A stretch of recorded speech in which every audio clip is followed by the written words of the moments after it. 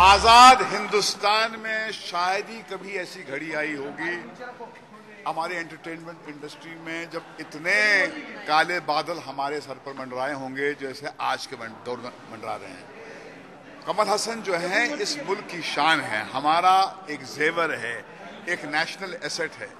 एक फिल्म बनाई उसने अपना सब कुछ दांव पे लगाकर, जिसको उसने सेंसर बोर्ड के मेंबर्स को दिखाया, एक लेजिटिमेट सेंसर सर्टिफिकेट लेकर वो सिनेमा हॉल्स में जाता है, इतना पीआर में अपना पैसा खर्च करता है और फिर स्टेट जो है उसे रोकती है। जबकि सुप्रीम कोर्ट की ये रूलिंग है, आरक्षण के केस में सुप्रीम कोर्ट ने कहा है कि आप लॉ एंड ऑर्डर के बहाने से किसी फिल्म को रोक नहीं पाएंगे और ये इट्स नॉट अलाउड। उसके बावजूद इस फिल्म को रोका गया। फिर वो हाईकोर्ट गए, हाईकोर्ट ने 2 दिन 3 दिन लगाने के बाद में क्लियर एक आदेश दिए कि आप ये फिल्म लगा सकते हैं।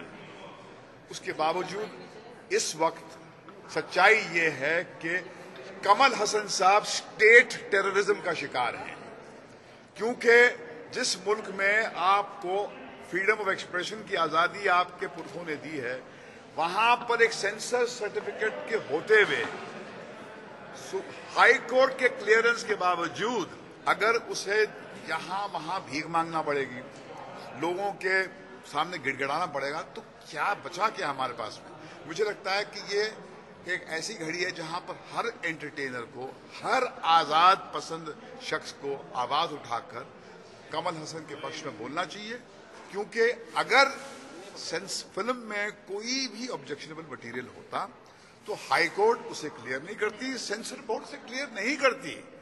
हम इस मुल्क को किसी लॉ एंड ऑर्डर मैकेनिज्म के आधार पर चलाना चाहते हैं कि आए दिन कोई भी उठकर कहेगा कि हमें आपत्ति है, तो हम तो बिल्कुल यही करते रहेंगे। तो it's a very very dark moment in our history. किसी बच्चे पर घर में जरूरत से ज्यादा अत्याचार होता है, वो अपने माता पिता से कहता कि मैं घर छोड़ के जा रहा हूं। इसका मतलब नहीं है वो घर छोड़ के जाना चाहता है, वो उनके डिस्पेयर का अंदाजा आपको स्टेटमेंट से होता है।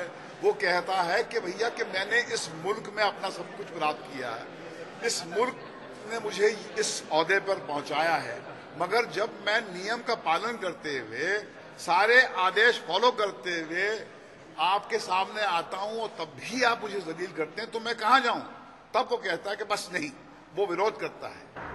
और ये विरोध जो है हम सब कर रहे हैं। फिल्म इंडस्ट्री के हर रिप्रेजेंटेटिव की ये मांग है कि किसी किस्म का लॉ एंड ऑर्डर मैकेनिज्म आना चाहिए, नहीं तो हम एंटरटेनमेंट प्रोवाइड करने की पोजीशन में नहीं होंगे।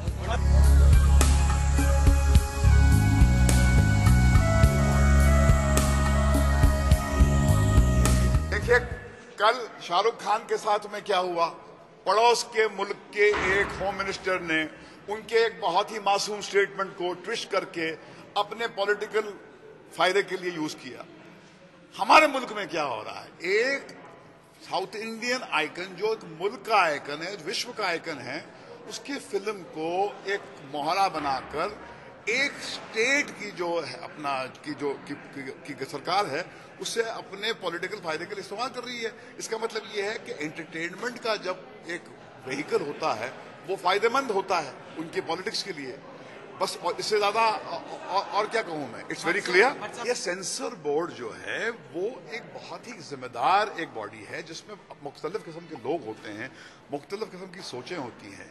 अब लीला सैमसन बहुत ही क्रेडिबल एक महिला हैं, वो चिल्ला चिल्ला के कह रही है कि भैया मुझे अपने आरोप के जजमेंट पे यकीन है और मुझे नहीं लगता है कि उस फिल्म में शेखर कपूर हैं, राहुल बोस हैं, बहुत सारे लोग हैं, क्या वो किसी ऐसे फिल्म के साथ जुड़ना चाहेंगे जो कम्युनल हो। क्या कमल हसन हिंदुस्तान में आज की तारीख में ऐसी फिल्म बनाएगा जो उसकी आवाम पसंद नहीं करेगी। अभी हरेक को एक बात को ट्विस्ट करने की अगर आदत हो जाएगी, जो हमने कभी मीन ही नहीं किया था वो बोलेगा आपकी फिल्म में है, तो कैसे हम किस किस के पास जाके बोलेंगे, सफाई पेश करेंगे। According to me, Kamal Hassan is a victim of what I think is state terrorism. State has become an oppressor when he has got the Supreme Court ruling in his favor an Arakshan case कि a picture which has got a legitimate certificate cannot be stopped by any state government using the law and order excuse to kind of trample on his right to free speech. The High Court has given a clearance saying that the picture should be released without any cut. In spite of that, and it's a tragedy. That state called Tamil Nadu has had chief ministers who came from the film industry.